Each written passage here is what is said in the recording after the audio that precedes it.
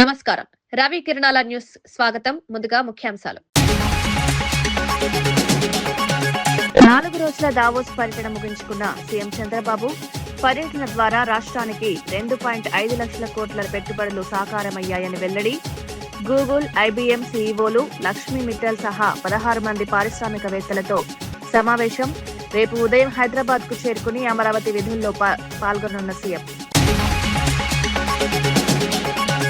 కోటప్పకొండ కొత్తపాలెం రోడ్డును ప్రారంభించిన ఉప ముఖ్యమంత్రి పవన్ కళ్యాణ్ 3.9 కోట్ల పంచాయతీరాజ్ నిధులతో 8 కిలోమీటర్ల రోడ్డు నిర్మాణం శివరాత్రికి ముందే రోడ్డు పూర్తి చేస్తామని హామీని నెరవేర్చిన పవన్ 1,50,000 మంది భక్తులతో పాటు స్థానిక రైతులకు, విద్యార్థులకు ప్రయోజనం. తెలంగాణలో బీసీ నేత సీఎం అయ్యే సమయం వస్తుందన్న మహేష్ కుమార్ గౌడ్. అవకాశం ఉన్న ప్రతి చోట బీసీలకు పదవులిస్తున్నామన్న మహేష్ గౌడ్ మున్సిపల్ ఎన్నికల్లో విజయమే లక్ష్యమని వెల్లడి. దేవుళ్ల పేరుతో రాజకీయాలు మంచిది కాదని వ్యాఖ్య.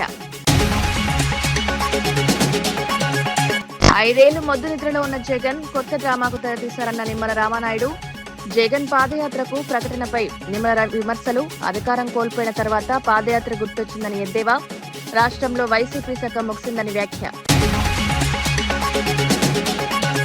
సిరిసిల్ల జిల్లాను ఎత్తేసే కుట్రలో రేవంత్ రెడ్డి ఉన్నారన్న కేటీఆర్. సిరిసిల్ల మున్సిపల్ ఎన్నికల్లో గులాబీ జెండాను ఎగురుతుందన్న కేటీఆర్. అన్ని అవార్డులను గెలవడమే లక్ష్యంగా ముందుకు వెళ్లాలని శ్రేణులకు పిలుపు.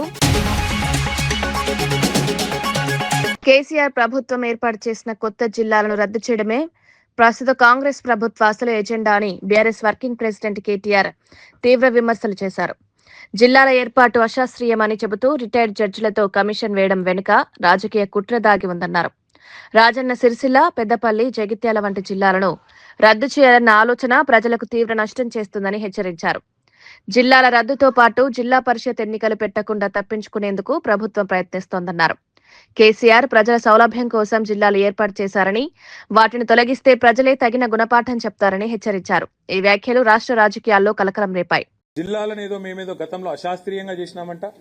అందుకే జిల్లాల కోసం జిల్లాల ఏర్పాటు పైన అధ్యయనం చేయడానికి రిటైర్డ్ జడ్జి గారి నేతృత్వంలో ఏదో కమిషన్ వేస్తున్నామని చెప్పి వారు చెప్తా ఉన్నారు. దీని వెనకాల ఉన్న ఎజెండా స్పష్టంగా కనబడతా ఉంది. కేసీఆర్ గారు ఏర్పాటు చేసిన కొత్త జిల్లాలన్నిటినీ రద్దు చేయాలి అనే ఆలోచన కనబడతా ఉంది. రాజన్న సిరిసిల్ల జిల్లా గాని, పెద్దపల్లి జిల్లా గాని, జగిత్యాల జిల్లా గాని, ఉమ్మడి కరీంనగర్లో ఏర్పాటు చేసిన 3 కొత్త జిల్లాలని కూడా రద్దు చేయాలనే కుట్ర ఈ ప్రభుత్వం చేస్తున్నట్టుగా మాకు అర్థమవుతున్నది. దాంతోపాటు జిల్లా పరిషత్ ఎన్నికలు పెట్టకుండా తప్పించుకోవాలనే ఒక ఎత్తుగడ కూడా ఈ కమిషన్ ఏర్పాటు వెనకాల ఉన్నట్టుగా మాకు అర్థమవుతా ఉంది. నేను రేవంత్ రెడ్డి గారిని, ఆయన ప్రభుత్వాన్ని ఒకటే హెచ్చరిస్తా ఉన్నా. మొన్న ఆల్రెడీ నేను మహబూబ్ నగర్ లో చెప్పినా, మళ్ళీ వాళ్ళ సిరిసిల్లలో చెప్తున్నా. కేసీఆర్ గారు పరిపాలనా సౌలభ్యం కోసం అధికార వికేంద్రీకరణలో భాగంగా ప్రజలకు ఎంత సన్నిహితంగా అధికారులుంటే అంత లాభం జరుగుతుంది అని ఆలోచించి వారి సౌలభ్యం కోసం ఎక్కడో గంభీరరావుపేటలో ఉండే వాళ్ళు కరీంనగర్ పోవాలి అంటే దాదాపు 90-100 కిలోమీటర్ల దూరం. అలాంటి పరిస్థితి నుండి సన్నిహితంగా ప్రజలకు అత్యంత సన్నిహితంగా జిల్లా కార్యాలయాలు, జిల్లా అధికారులను, జిల్లా యంత్రాంగాన్ని ఇక్కడ ఏర్పాటు చేస్తే మరి మీరేమో దాన్ని తొలగిస్తాము, ఇది అశాస్త్రీయంగా ఉంది అంటే మరి ప్రజల చేతుల్లో మీకు పరాభవం తప్పదు. ప్రజల చేతుల్లో కాంగ్రెస్ పార్టీకి చావు దెబ్బ తప్పదు. కోటప్పకొండ త్రికోటేశ్వర స్వామిని ఉప ముఖ్యమంత్రి పవన్ కళ్యాణ్ దర్శించుకున్నారు. ఆలయంలో ప్రత్యేక పూజలు నిర్వహించి స్వామివారి ఆశీస్సులు తీసుకున్నారు. ఈ సందర్భంగా ఆలయ సాంప్రదాయాలను పాటిస్తూ భక్తి శ్రద్ధలతో ప్రార్థనలు చేశారు. రాష్ట్ర ప్రజల శ్రేయస్సు, అభివృద్ధి కోసం స్వామివారిని ప్రార్థించినట్లు పార్టీ వర్గాలు తెలిపాయి. కోటప్పకొండ పుణ్యక్షేత్రం ఆధ్యాత్మికంగా ఎంతో ప్రాధాన్యం కలిగి ఉందని, ఇలాంటి దర్శనాలు ప్రజల్లో విశ్వాసాన్ని పెంచుతాయని వ్యాఖ్యానించారు. ఉప ముఖ్యమంత్రి పర్యటన సందర్భంగా ఆలయ పరిసరాల్లో భద్రతను అధికారులు కట్టుదిట్టం చేశారు. ఈ దర్శనం రాజకీయంగానూ, ఆధ్యాత్మికంగానూ ప్రాధాన్యం సంతరించుకుంది.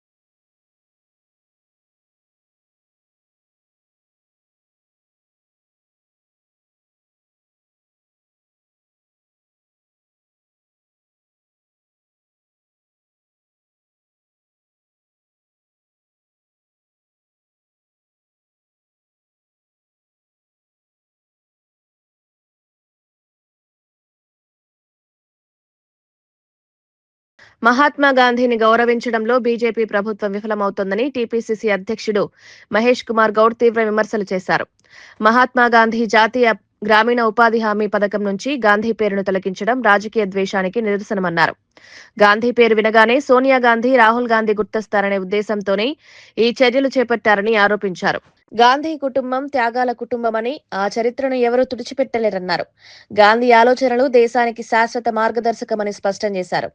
ఈ వ్యాఖ్యలు జాతీయ రాజకీయాల్లో కొత్త చర్చకు దారితీశాయి. Mahatma Gandhi national rural employment guarantee scheme నుంచి వారి పేరు తొలగించేసారు. దాంట్లో దేవుడి పేరు వచ్చేటట్టుగా జీ రామ్జీ అని పెట్టారు. అరే, గాంధీ మాత్రం కూడా రామునే పూజించాడు, హే రామ్ అనేవాడు. ఆయన తొలగించారు. ప్రపంచం గౌరవించే నాయకుని తొలగించారు. ఎందుకు కారణం? కోపం మహాత్మా గాంధీ మీద కాదు. గాంధీ పేరు పలికినప్పుడల్లా సోనియా గాంధీ, రాహుల్ గాంధీ, ప్రియాంక గుర్తొస్తున్నారని వాడి బాధ అది. నువ్వు ఎంత బాధపడ్డా ఈ గాంధీ కుటుంబాన్ని ఎవ్వరు ఆపలేరు. ఎందుకంటే త్యాగాల కుటుంబం. గాంధీ కుటుంబం త్యాగాల కుటుంబం. నెహ్రూ 12 ఏళ్ళు జైల్లో ఉన్నాడు. ఇలా మనం ఒక్కరోజుకి ఏదైనా కేసులో జైలుకు పోతే మన పిల్లలు తల్లిదండ్రులు తల్లడిల్తారు బెయిల్ కోసం. తిరగరాని అడ్వకేట్లు అంతా చుట్టూ తిరుగుతారు, అంత తపన పడతాం. అలాంటి నెహ్రూ 12 ఏళ్ళు దేశం కోసం జైల్లో ఉన్నాడు. అవసరం లేకుండే. నెహ్రూ పుట్టుకతో ఆగర్భ శ్రీమంతుడు, ఆనాడే 1000 కోట్ల ఆస్తిపరుడు, కోట్లు దేశ స్వాతంత్ర ఉద్యమంలో పోశాడు. ఒక దూరదృష్టి ఉన్న నాయకుడు. అలాంటి నాయకుడిని మరిపించాలని ప్రయత్నం చేస్తూ ఉన్నాడు. ఎందుకంటే నెహ్రూ మరిపిస్తే కాంగ్రెస్ పార్టీ మరుగున పడుతుందని. ఎవ్వరు తరం కాదు. దేశ ప్రజల గుండెల్లో గాంధీ కుటుంబం ఎప్పటికీ స్థిరస్థాయిగా ఉంటుంది. మన్రేగా కార్యక్రమం ఎవరి కోసం పెట్టారు? ఇది అనంతపూర్ పర్యటనలో శ్రీమతి సోనియా గాంధీ గారు ఉన్నప్పుడు ఇళ్ళన్నీ గ్రామాల తాళాలు కనబడితే ఏంది అన్ని ఇళ్ళకి తాళాలని జనం ఎక్కడ పోయినారు అడిగితే కూలీలు వలసపోయారు, కూలీలు ఇక్కడ దొరక్క అని. అప్పుడు ఆలోచన వచ్చింది సోనియా గాంధీ గారు. తక్షణమే మన్మోహన్ సింగ్తో మాట్లాడి ఎవ్వరు విదేశాలకు కానీ పక్క రాష్ట్రం పోవడానికి లేదు, ఉన్న కాన్నే మనం ఉపాధి కలగజేద్దాం. ఇది ఓవర్ భిక్ష కాదు, ఇది గ్యారంటీ హక్కు. ఒక మహిళనో, ఒక బీసీఓ, ఒక ఎస్సీఓ, ఎస్టీఓ వాడికి పని దొరుకుంటే వాడు కోర్టును ఆశ్రయించగలిగితే 15 రోజులు పని ఇవ్వాలి. ఇది హక్కు, చట్టం. ఇది అలాంటి హక్కును తీసేసి చేసిన తప్పులకు సమాధానం చెప్పలేక రోజుకో కొత్త డ్రామా చేస్తున్నారని ఎమ్మెల్సీ అద్దంకి దయాకర్ తీవ్ర వ్యాఖ్యలు చేశారు.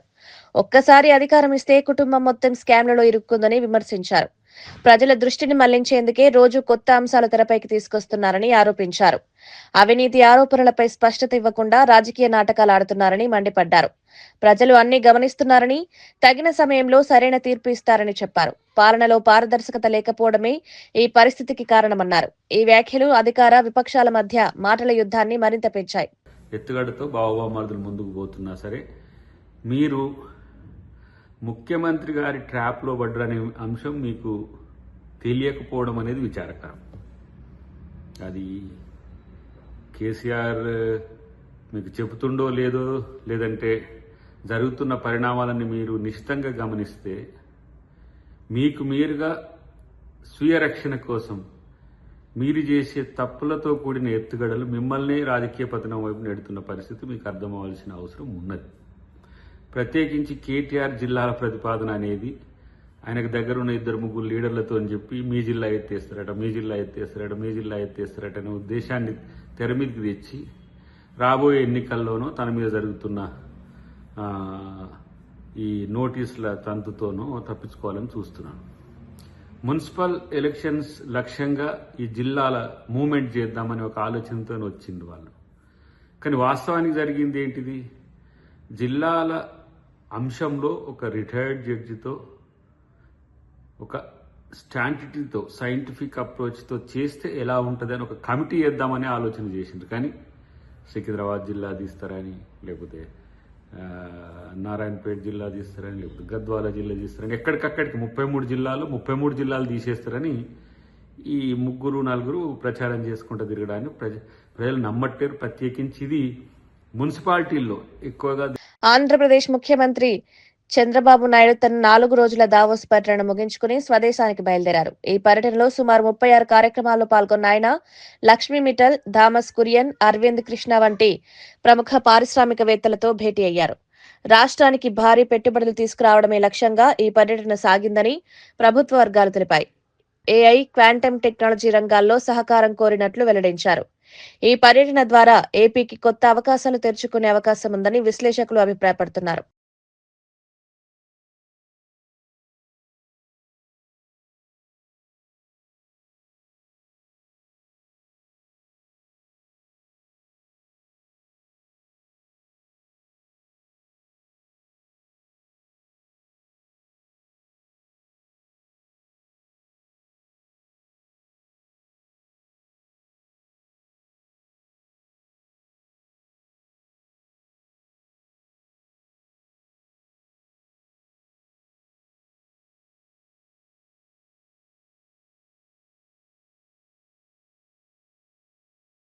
అసెంబ్లీకి హాజరు కాని ఎమ్మెల్యేలకు నో వర్క్ నో పే విధానం అమలు చేయాలన్న స్పీకర్ అయ్యన్న పాత్రుడు వ్యాఖ్యలపై మాజీ సీఎం వైఎస్ జగన్ స్పందించారు. లక్నోలో జరిగిన శాసనసభాపతుల సదస్సులో ఈ ప్రతిపాదన రావడంపై ప్రశ్నించగా తమ ఎమ్మెల్యేలు ప్రభుత్వ జీతాలపై ఆధారపడే స్థితిలో లేరని వ్యాఖ్యానించారు. ఈ విషయం గురించి ఆందోళన అవసరం లేదన్నారు. నో వర్క్ నో పే అంశం వ్యక్తిగత ఎంపికని, దానిపై నిర్ణయం ఆయా సభ్యులదేనని తెలిపారు. ప్రజా సమస్యలపై పోరాటం చేయడమే తమ ఎమ్మెల్యేల లక్ష్యమన్నారు. సభకు వెళ్లకపోవడం వెనుక ప్రజా ప్రయోజనాలే కారణమని స్పష్టం చేశారు. ఈ వ్యాఖ్యలు రాష్ట్ర రాజకీయాల్లో చర్చకు దారితీశాయి. The ruling government is talking about no work, no pay, which is a lot more serious thing, saying that we'll introduce it in Lok Sabha. Nobody is that poor to literally be wanting to pray on that. Don't worry about that. It's up to them. Recall. BJP అసలు agenda రాజ్యాంగాన్ని అంతం చేసి ప్రజాస్వామ్యాన్ని కూల్చివేయడమేనని లోక్సభ ప్రతిపక్ష నేత రాహుల్ గాంధీ ఆరోపించారు. స్వాతంత్రానికి ముందు అన్ని రాజుల పాలనను తిరిగి తీసుకురావాలన్నదే బీజేపీ లక్ష్యమన్నారు. కొద్దిమంది పెత్తనాన్ని మళ్లీ స్థాపించేందుకు ప్రయత్నాలు చేస్తున్నారని విమర్శించారు. ఇలాంటి శక్తులను అడ్డుకోవాలంటే ప్రజల ఐక్యతే ఏకైక మార్గమన్నారు. దేశ ప్రజలంతా ఒక్కటిగా నిలబడితే ప్రధాని మోదీ వెనక్కి తగ్గక తప్పదని వ్యాఖ్యానించారు. రాజ్యాంగ విలువలను కాపాడుకోవాల్సిన బాధ్యత ప్రతి పౌరుడిపై ఉందన్నారు. ప్రజాస్వామ్య పరిరక్షణ కోసం పోరాటం కొనసాగుతుందని స్పష్టం చేశారు. लोकतंत्र को खत्म करो और जो आजादी से पहले हिंदुस्तान था, जहां पे एक व्यक्ति, राजा महाराजा एक व्यक्ति पूरा डिसाइड करता था, सारे के सारे एसेट्स उनके हाथ में हुआ करते थे और जो भी वो करना चाहते थे वो करते थे, वैसा हिंदुस्तान वो फिर से लाना चाहते हैं. और इनकी इंटेंशन रुकने की नहीं है, क्योंकि ये जो मॉडर्न इंडिया का स्ट्रक्चर है इसको ये बदलना चाहते हैं और तोड़ना चाहते हैं. एक ही तरीका है इनको रोकने का, और मजदूरों को किसानों ने रास्ता दिखाया है. अगर हम सब एक साथ मिलकर खड़े हो जाएंगे, मैं आपको बता रहा हूं ये डरपोक लोग हैं, मैं अब इनको बहुत अच्छी तरह जानता हूं, ये डरपोक लोग हैं. अगर हम सब एक साथ खड़े हो जाएंगे, आप मनरेगा नाम देना चाहोगे या कोई और नाम देना चाहोगे, आप डिसाइड करोगे उस योजना का नाम क्या होगा, कैसे बनेगी, कहां चलेगी, कब तक चलेगी, कितने घंटे चलेगी. मगर ये मैंने कहा, मगर एक दूसरी बात भी कह देता हूं, अगर एक कमी है तो यूनिटी की कमी है. एक साथ गरीब लोग. ముఖ్యమంత్రి రేవంత్ రెడ్డి నాయకత్వంలో ప్రజాప్రభుత్వం వికలాంగుల సంక్షేమానికి అత్యున్నత ప్రాధాన్యమిస్తోందని వికలాంగుల కార్పొరేషన్ చైర్మన్ ముత్తినేని వీరయ్య తెలిపారు. దంపతులు ఇద్దరు వికలాంగులైతే 2 లక్షల ఆర్థిక భరోసా అందిస్తున్నట్లు చెప్పారు. ఉద్యోగాలు, ఉన్నత విద్యలో రిజర్వేషన్లు, చారిత్రాత్మకంగా పెరిగిన నిధులు, ఆధునిక పరికరాల పంపిణీ వంటి కార్యక్రమాలు అమలు చేస్తున్నామన్నారు. బాల భరోసా వంటి వినూత్న పథకాలతో వికలాంగుల్లో ఆత్మవిశ్వాసం పెరుగుతోందన్నారు. సంక్షేమం కేవలం సహాయమే కాకుండా స్వాలంబనగా మారాలన్నదే ప్రభుత్వ లక్ష్యమన్నారు. ఇప్పటికే కాంగ్రెస్ పార్టీ ప్రభుత్వం ఏర్పడిన తర్వాత ఇద్దరు వికలాంగులు పెళ్లిళ్ళు చేసుకుంటే 2 లక్షల రూపాయలు ఇచ్చే జీవో ఇచ్చి ఇలా అమలు చేస్తూ ఉన్నాం. కోర్టు ఉద్యోగాలు 4% రిజర్వేషన్ ఇచ్చాం. ఉన్నత విద్యలో 5% రిజర్వేషన్ ఇచ్చాం. గత ప్రభుత్వం 10 ఏళ్లలో 64 కోట్లు కార్పొరేషన్కి ఇస్తే 2 సంవత్సరాల్లో 100 కోట్లు కార్పొరేషన్కి ఇచ్చిన ఘన చరిత్ర రాష్ట్ర ముఖ్యమంత్రి వర్యులు రేవంత్ రెడ్డి గారిది. వికలాంగుల పెద్దన్నగా, వికలాంగుల ఆత్మబంధువుగా వారు ఈ సంవత్సరం కార్పొరేషన్ నుంచి 8,000 మంది వికలాంగులకి ట్రై మోటరైజ్డ్ స్కూటర్లు, ల్యాప్టాప్లు, బ్యాటరీ వీల్ చైర్స్, బ్యాటరీ ట్రైసైకిళ్ళు, మిగతా పరికరాలు పంపిణీ చేస్తున్నాం. దేశంలో ఎక్కడ లేని విధంగా 40% వైకల్యానికే పరికరాలు ఇస్తున్న ఏకైక రాష్ట్రం తెలంగాణ రాష్ట్రం. చిన్నపిల్లలు హ్యాండిక్యాప్డ్స్ అయినట్లయితే వాళ్ళని నార్మల్ వ్యక్తులుగా శస్త్రచికిత్సలు చేసి మార్చడం కోసం బాల భరోసా కార్యక్రమాన్ని ప్రారంభించాం. 7,000 వికలాంగుల సంఘాలను ఇప్పటికే ఏర్పరిచాం. 18,000 వికలాంగుల సంఘాలు ఏర్పాటు లక్ష్యంగా ఈ ప్రభుత్వం పనిచేస్తూ ఉంది. ఇవన్నీ దృష్టిలో ఉంచుకొని వికలాంగుల చెంతకు వీరయ్యనే ప్రోగ్రాం ఏర్పాటు చేశాం. దానిలో భాగంగా వికలాంగుల సంక్షేమంతో పాటు వికలాంగుల ఆర్థిక స్థితిగతులు తెలుసుకోవడం. చట్టసభలకు హాజరు కాని సభ్యుల జీతభత్యాల్లో కోత విధించాల్సిన అవసరం ఉందని ఆంధ్రప్రదేశ్ అసెంబ్లీ స్పీకర్ అయ్యన్న పాత్రుడు సూచించారు. ఉత్తరప్రదేశ్లో నిర్వహించిన వివిధ రాష్ట్రాల శాసనసభాపతుల సదస్సులో ఈ అంశాన్ని ప్రస్తావించారు. ప్రజల చేత ఎన్నికైన ప్రతినిధులు సభకు హాజరై ప్రజా సమస్యలపై చర్చించాల్సిన బాధ్యత ఉందన్నారు. హాజరు లేకుండా జీతాలు పొందడం ప్రజాస్వామ్యానికి విరుద్ధమన్నారు. నో వర్క్ నో పే విధానం అమలైతే బాధ్యత పెరుగుతుందని అభిప్రాయపడ్డారు. ఈ ప్రతిపాదన జాతీయ స్థాయిలో చర్చకు దారితీసింది. అది చాలానట్టు సభకు అసలు హాజరు కాని సభ్యుల్లో ఎక్కువ మంది క్రమం తప్పకుండా వేతనాలు తీసుకున్నారు. Without doing duty they taking salaries. How it is possible sir?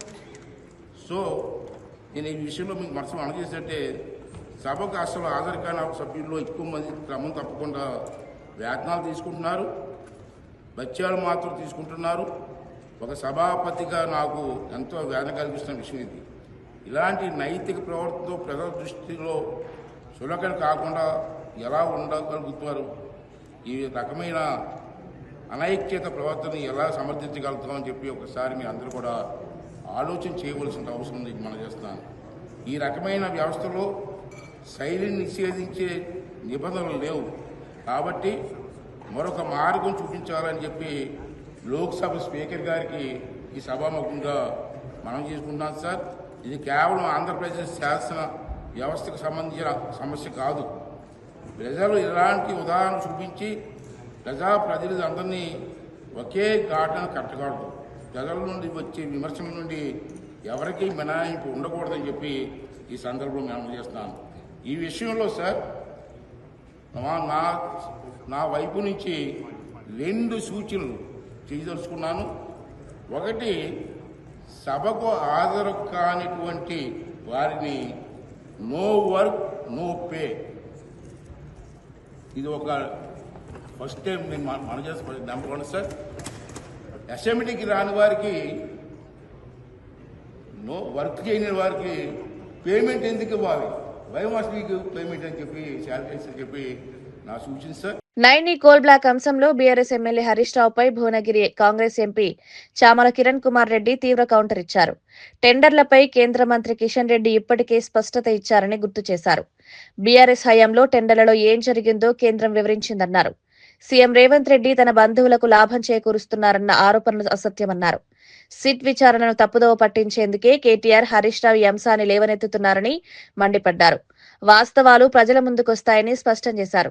మీరు కేవలం తప్పుదో వటీనికి నైని బ్లాక్ కథ, ఈ కథ ఆ కథ చెప్తే ఈరోజు సెంట్రల్ మినిస్టర్ క్లారిటీ ఇచ్చిండు కదా, ఇంకేం జరగలేదు, ఇంకా టెండర్లే ఓపెన్ చేయలేదు అంటే ఇప్పుడు తెలంగాణ ప్రజలు ఒకటి అర్థం చేసుకోవాలి.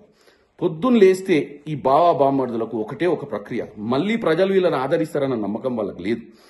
వాళ్ళ ప్రయత్నం ఏంటంటే 24 గంటలు కాంగ్రెస్ పార్టీని ఎండగడితే అవకాశం వస్తే మళ్ళీ అధికారంలోకి వస్తామని.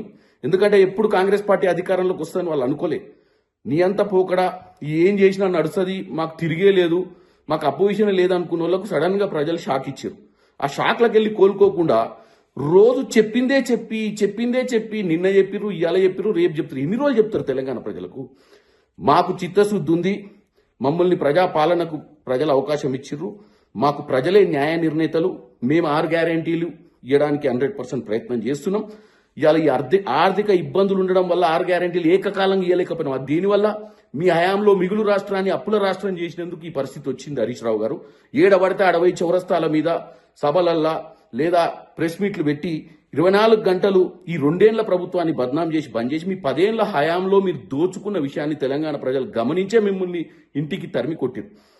ఇవాళ మీరు కిషన్ రెడ్డి గారికి లెటర్ రాస్తే కిషన్ రెడ్డి గారు క్లారిటీ. సింగరేణి సంస్థపై కేంద్ర ప్రభుత్వానికి ఎప్పుడూ ప్రత్యక్ష అజమాయిషీ లేదని కేంద్ర మంత్రి జి కిషన్ రెడ్డి స్పష్టం చేశారు.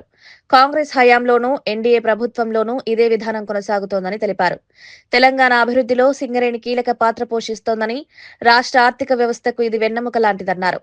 తెలంగాణ ఉద్యమ కాలంలో సింగరేణి కార్మికులు చేసిన వీరోచిత పోరాటాలను ఆయన గుర్తు చేశారు. సంస్థ చరిత్రను వక్రీకరించి రాజకీయ లబ్ధి పొందే ప్రయత్నాలు సరికాదన్నారు. సింగరేణిని రాజకీయాలకు అతీతంగా పరిరక్షించాల్సిన అవసరం ఉందని తెలిపారు. సంస్థలో పారదర్శకత, సమర్థవంతమైన పాలన ఉండాలన్నదే కేంద్ర ప్రభుత్వ ఆకాంక్ష అని స్పష్టం చేశారు. ఈ వ్యాఖ్యలు సింగరేణి అంశంపై సాగుతున్న రాజకీయ చర్చలకు ప్రాధాన్యం సంతరించుకున్నాయి. తెలంగాణ రాష్ట్ర అభివృద్ధికి చాలా కీలక పాత్ర పోషించింది. సుమారు 8 జిల్లాలలో ఈరోజు సింగరేణి విస్తరించి ఉన్నది. దీనికి 136 సంవత్సరాల చరిత్ర ఉంది. గతంలో సింగరేణిలో బొగ్గు ఉత్పత్తి అనేక రికార్డులు సాధించింది. తెలంగాణ ఉద్యమ కాలంలో తెలంగాణ రాష్ట్ర ఏర్పాటుకు సింగరేణి కార్మికులు వీరోచితమైనటువంటి పోరాటం చేశారు. ఆ సందర్భంగా నేను కూడా తెలంగాణ పోర్యాత్ర సింగరేణి ప్రాంతంలో తిరుగుతున్నప్పుడు అద్భుతమైనటువంటి స్వాగతము మా పార్టీకి నాకు కూడా ఆ రోజు ఇవ్వడం జరిగింది నా యాత్రలో. ఇందులో మీకు అందరికీ తెలుసు 51% తెలంగాణ ప్రభుత్వ వాటా, 49% కేంద్ర ప్రభుత్వ వాటా. కానీ ఆ రోజు కాంగ్రెస్ హయాంలోనే దీనికి సంబంధించినటువంటి ఒక విధానము, వర్కింగ్ సిస్టము. ముఖ్యమంత్రి చంద్రబాబు నాయుడు, మంత్రి లోకేష్ దావోస్ పర్యటనపై వైసీపీ శ్రేణులు దుష్ప్రచారం చేయడం దారుణమని షాప్ చైర్మన్ రవినాయుడు విమర్శించారు. రాష్ట్రానికి పెట్టుబడులు తీసుకురావాలనే ఉద్దేశంతో సీఎం దావోస్ పర్యటన చేపట్టారని తెలిపారు. అంతర్జాతీయ పారిశ్రామికవేత్తలతో భేటీలు, ఒప్పందాలపై వాస్తవాలను దాచిపెట్టి రాజకీయ విమర్శలు చేయడం అనైతికమన్నారు. ఏపీ అభివృద్ధిని అడ్డుకునేలా కావాలనే తప్పుడు ప్రచారం చేస్తున్నారని ఆరోపించారు. పెట్టుబడులు వస్తే యువతకు ఉద్యోగాలు, రాష్ట్రానికి ఆదాయం పెరుగుతుందని పేర్కొన్నారు. రాష్ట్ర ప్రయోజనాలపై రాజకీయాలు చేయడం మానుకోవాలని సూచించారు. దావోస్ పర్యటన ఫలితాలు త్వరలోనే ప్రజలకు కనిపిస్తాయని ధీమా వ్యక్తం చేశారు. రాష్ట్రంలో యువత కోసం ఈ రాష్ట్రానికి పరిశ్రమలు తీసుకొని రావాలి, పెట్టుబడులు తీసుకొని రావాలి, యువతకు ఉద్యోగ ఉపాధి అవకాశాలు కల్పించాలి. ఈ రాష్ట్రం మేటిగా నిలబడుతుందని ఆయన ఆలోచిస్తున్నారు. 19-24 సంవత్సరాల్లో ఒక్క పరిశ్రమ అంటే ఒక్క పరిశ్రమ ఈ రాష్ట్రానికి రాలా. పారిపోయే 10 లక్షల కోట్ల పెట్టుబడులు ఆ గుడివాడ అమర్నాథ్ ఆయన సవాల్ వేస్తున్నాడు. ఐటీ మంత్రిగా ఏం పొడిచావు? ఒక్క పరిశ్రమ తీసుకొని వచ్చావా? నువ్వు ఎందుకు వెళ్ళలేదు? మీ ముఖ్యమంత్రి ఎందుకు వెళ్ళలేదు అంటే ఆయన చెప్పిన మాట ఏంటి? అక్కడ చలుంది, జ్వరం వస్తుంది, స్నానం చేయలేము, ఇంకా అక్కడికి పోయి మేమేం చేస్తాము అన్నారు. ఆయన లోకేష్ గారికి సవాల్ ఇస్తున్నారు. పరిశ్రమల మీద చర్చకి సిద్ధమంట. ఏ పరిశ్రమలు వచ్చాయో డేటాతో కూడా మేము సిద్ధంగా ఉన్నాం. మీరు రాగలుగుతారా? ల్యాండ్ టైటిలింగ్ యాక్ట్ అంశంపై మంత్రి అనగాని సత్యప్రసాద్ మాజీ సీఎం వైఎస్ జగన్మోహన్ రెడ్డిపై తీవ్ర స్థాయిలో విమర్శలు చేశారు. గత ప్రభుత్వం నిజంగా ప్రజలకు మేలు చేసిన విధానాలు అమలు చేసి ఉంటే కేవలం 11 అసెంబ్లీ స్థానాలకు పరిమితం అయ్యేదే కాదన్నారు. సెక్షన్ 22A ప్రజలను రక్షించేందుకు కాకుండా భూ యజమానులను వేధించేందుకు ఉపయోగించారని ఆరోపించారు. భూముల భద్రత పేరుతో ఆస్తుల స్వాధీనానికి ప్రయత్నాలు జరిగాయని తెలిపారు. ల్యాండ్ టైటిలింగ్ యాక్ట్ ప్రజల్లో భయాన్ని సృష్టించిందన్నారు. భూ సమస్యల పరిష్కారానికి పారదర్శకత విధానాలు అవసరమని, చట్టాలను రాజకీయ ప్రయోజనాలకు వాడకూడదని స్పష్టం చేశారు. ఈ వ్యాఖ్యలు భూ విధానాలపై రాజకీయ చర్చను మరింత వేడెక్కించాయి. మాకు కావాల్సింది హెల్దీ, వెల్దీ, హ్యాపీ స్టేట్. దానికోసం తపన పడుతుంది తప్ప ఈ కూటమి ప్రభుత్వం దేనికోసం కూడా కాదు అని చెప్పి నేను చెప్తా ఉన్నాను. ఎన్నో వైబ్రెంట్ మోడ్లో ఎన్నో ఫెస్టివల్స్ చేస్తూ ఉన్నాం. ఒక పక్కన రేపు విశాఖ ఫెస్టివల్ వస్తూ ఉంది, లేకపోతే మొన్న విజయవాడలో మనం దుర్గామాత ఫెస్టివల్ మనం దసరా ఫెస్టివల్ బ్రహ్మాండంగా చేసాం. లోకేష్ గారు ఇక్కడ క్రికెట్ లీగులు పెట్టారు. మొన్న ఫ్లెమింగో ఫెస్టివల్ చేసాం. అంటే నేను ఎందుకు చెప్తామంటే గండికోట ఫెస్టివల్ చేసాం. ఒక మంచి వాతావరణం క్రియేట్ చేయాలి. ఈ రాష్ట్రంలో మళ్ళా ఆ పునర్వైభవం రావాలి. మన ట్రెడిషన్తో పాటు ఈ ఏదైతే టెక్నాలజీతో ఇంటిగ్రేట్ చేసి, ఎందుకంటే అభివృద్ధితో పాటు మన పాత సాంప్రదాయాలను కూడా మనం తీసుకొచ్చి ఇవన్నీ కలిపి ఒక ఆహ్లాదకరమైన వాతావరణం క్రియేట్ చేయాలని చూస్తూ ఉంటే ఇదో 15 రోజులకు 20 రోజులకు టూరిస్ట్ లాగా బెంగళూరు నుంచి వచ్చి ఒక ప్రెస్ మీట్ పెట్టి అబద్ధాలు చెప్పి ఒక్కటన్నా నిజం ఉందండి వాళ్ళు చెప్పిన వాటిల్లో? ఒక్కటన్నా? అన్ని అబద్ధాలు. మళ్ళీ ఇది ఒక కొత్త స్లోగను. ఏమంటే 2 వ్యక్తులు వాళ్ళు గ్రామంలో జరిగితే వాళ్ళ గొడవ జరిగి ఏదో జరిగి దాన్ని కూడా శవ రాజకీయాలు. మొన్న అదేమి పార్టీలకో లేకపోతే వేరే ఇదో ఒక వర్గాలకు చెందినటువంటి ఇది ఒకే ఊర్లో ఉంటారు. వాళ్ళకి ఏదో మాట వచ్చి కొట్టుకున్నారు, చనిపోయారు. అయినా కూడా తప్పకుండా ఎవరైతే తప్పు చేశారో వాళ్ళు శిక్షిస్తామో. మా ప్రభుత్వం చాలా గట్టిగా ఉందని కూడా మేము గతంలో చెప్పాము. వాళ్ళని మేము అరెస్ట్ చేస్తాం. మీలాగా వాళ్ళని ఇంకా హైప్ చేసి మేము ఇంకా ఉన్నత పదవులు ఇచ్చి మేము చేయమే. మీరు డోర్ డెలివరీ చేసిన వాళ్ళు తీసుకొచ్చి మీరు కౌన్సిల్లో మాజీ సీఎం జగన్ కు మరోసారి అధికారం ఇస్తే ప్రజలకు నిద్ర కూడా పోనివ్వరని మంత్రి నిమ్మల రామానాయుడు ఎద్దేవా చేశారు. జగన్ పాలనలో ప్రజలు భయాందోళనకు గురయ్యారని విమర్శించారు. పాలన అంటే భయపెట్టడం, కేసులతో వేధించడం అన్నట్లుగా మారిందన్నారు. ప్రజల వ్యక్తిగత జీవితాల్లో జోక్యం పెరిగిందని ఆరోపించారు. అందుకే ప్రజలు స్పష్టమైన తీర్పునిచ్చారని తెలిపారు. ప్రస్తుతం రాష్ట్రంలో ప్రజాస్వామ్య పాలన కొనసాగుతోందని, ప్రజలకు స్వేచ్ఛ, భద్రత లభిస్తున్నాయని చెప్పారు. గత అనుభవాలను గుర్తు చేసుకుని ప్రజలు జాగ్రత్తగా నిర్ణయాలు తీసుకుంటారని స్పష్టం చేశారు. ఈ వ్యాఖ్యలు రాజకీయ వర్గాల్లో చర్చనీయాంశంగా మారాయి. ముందస్తు అరెస్టులు, హౌస్ అరెస్టులు, మరి ఇన్ని రకాలైన ఆంక్షలు, బ్యారికేడ్లు, పరదాలు ఇన్ని పెట్టుకుని ఈరోజు అధికారం పోయేటప్పటికీ మళ్ళీ నేను ప్రజల్లోకి వస్తానని అనేది నువ్వు అధికారం కోసమే తప్ప ప్రజలకి మేలు చేయడం కోసం కాదు. మళ్ళీ జగన్ రాడనే గ్యారంటీ ఇవ్వండి పరిశ్రమలు, పారిశ్రామికవేత్తలు అడుగుతూ ఉన్నారని అంటే ఇంకొకసారి కనుక జగన్ చేతిలో మనం మోసపోతే మన పిల్లల భవిష్యత్తు ఉండదు, భావితరాల భవిష్యత్తు ఉండదు అనేది ఈవేళ ప్రజలు, తెలుగు జాతి అందరి యొక్క ఆలోచన. అందుచేత వైఎస్ఆర్సీపీ పార్టీ అనేది శకం ముగిసింది. రాష్ట్రంలో అత్యధిక పంట కొనుగోలు చేసిన దేశంలోనే రికార్డు నెలకొల్పామని పౌర సరఫరాల శాఖ మంత్రి ఉత్తమ్ కుమార్ రెడ్డి వెల్లడించారు. రైతులకు మద్దతు ధరతో పాటు తక్షణ చెల్లింపులు అందించడం వల్ల ఈ విజయం సాధ్యమైందన్నారు. రైతుల పంటలకు గిట్టుబాటు ధర కల్పించడమే ప్రభుత్వ లక్ష్యమన్నారు. కొనుగోలు కేంద్రాల సంఖ్య పెంచడం, పారదర్శక విధానాలు అమలు చేయడం వల్ల ఇబ్బందులు తగ్గాయని తెలిపారు. రైతుల శ్రమకు తగిన గౌరవం లభించేలా ప్రభుత్వం పనిచేస్తోందన్నారు. వ్యవసాయ రంగాన్ని బలోపేతం చేయడమే ప్రభుత్వ దీర్ఘకాలిక లక్ష్యమని స్పష్టం చేశారు. ఈ రికార్డు రాష్ట్ర రైతులకు భరోసా కలిగించే అంశంగా నిలిచింది. సుమారు 38,000 కోట్లు సివిల్ సప్లైస్ డిపార్ట్మెంట్ ద్వారా తెలంగాణ రాష్ట్రంలో 15-16 లక్షల రైతులకి ఇవ్వడం అంటే ఇది ఎంత గొప్ప కార్యక్రమమో. రాష్ట్ర ఆర్థిక పరిస్థితి కొంత మెరుగుపడిన తర్వాత ఇప్పుడు రైస్తో సహా అదర్ ఎసెన్షియల్ కమోడిటీస్ కూడా ఆషన్లో ఇవ్వాలని మా ఫ్యూచర్ ప్లాన్లో ఉంది. ఈ స్టోరేజ్ చేసినప్పుడు ధాన్యం డిటోరియేట్ కాకుండా ఉండే విధంగా most advanced technology and methods ఉపయోగించాలని చెప్పి కూడా నేను కమిషనర్ గారికి వాళ్ళ టీంకు చెప్తాను. దేశం బయటికి రైస్ ఎక్స్పోర్ట్ చేయడానికి ఏమైనా మరి రైస్ మిల్స్ ముందుకు వస్తే ప్రభుత్వం వాళ్ళని ఎంకరేజ్ చేయడానికి ఒక కొత్త పాలసీ తీసుకొచ్చేయడానికి ఒక డ్రాఫ్ట్ తయారు చేస్తున్నాం. ప్రభుత్వం సొమ్ముతో కొనుక్కున్న ధాన్యం అమ్ముకొని మరి జవాబుదారీతనం, అకౌంటబిలిటీ లేకుంటే మాత్రం కఠిన చర్యలు తప్పవు అని చెప్పి కూడా నేను మనవి చేస్తున్నాను. వార్తలు ముగించే ముందు ముఖ్యాంశాలు మరోసారి. 4 రోజుల దావోస్ పర్యటన ముగించుకున్న సీఎం చంద్రబాబు పర్యటన ద్వారా రాష్ట్రానికి 2.5 లక్షల కోట్ల పెట్టుబడులు సాకారమయ్యాయని వెల్లడి. గూగుల్, ఐబీఎం సీఈఓలు లక్ష్మీ మిట్టల్ సహా 16 మంది పారిశ్రామికవేత్తలతో సమావేశం. రేపు ఉదయం హైదరాబాద్ కు చేరుకుని అమరావతి విధుల్లో పాల్గొనున్న సీఎం. కోటప్పకొండ కొత్తపాలెం రోడ్డును ప్రారంభించిన ఉప ముఖ్యమంత్రి పవన్ కళ్యాణ్ 3.9 కోట్ల పంచాయతీరాజ్ నిధులతో 8 కిలోమీటర్ల రోడ్డు నిర్మాణం, శివరాత్రికి ముందే రోడ్డు పూర్తి చేస్తామని హామీని నెరవేర్చిన పవన్ 1,50,000 మంది భక్తులతో పాటు స్థానిక రైతులకు, విద్యార్థులకు ప్రయోజనం. తెలంగాణలో బీసీ నేత సీఎం అయ్యే సమయం వస్తుందన్న మహేష్ కుమార్ గౌడ్. అవకాశం ఉన్న ప్రతి చోట బీసీలకు పదవులిస్తున్నామన్న మహేష్ గౌడ్. మున్సిపల్ ఎన్నికల్లో విజయమే లక్ష్యమని వెల్లడి. దేవుళ్ల పేరుతో రాజకీయాలు మంచిది కాదని వ్యాఖ్య.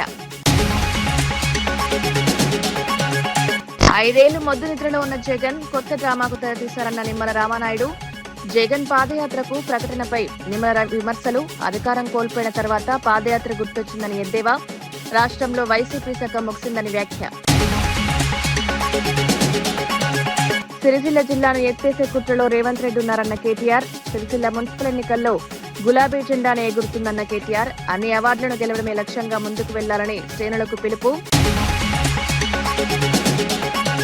ఇవి ఈనాటి వార్తా విశేషాలు. మరో బులెటిన్లో మళ్ళీ కలుద్దాం. నమస్కారం.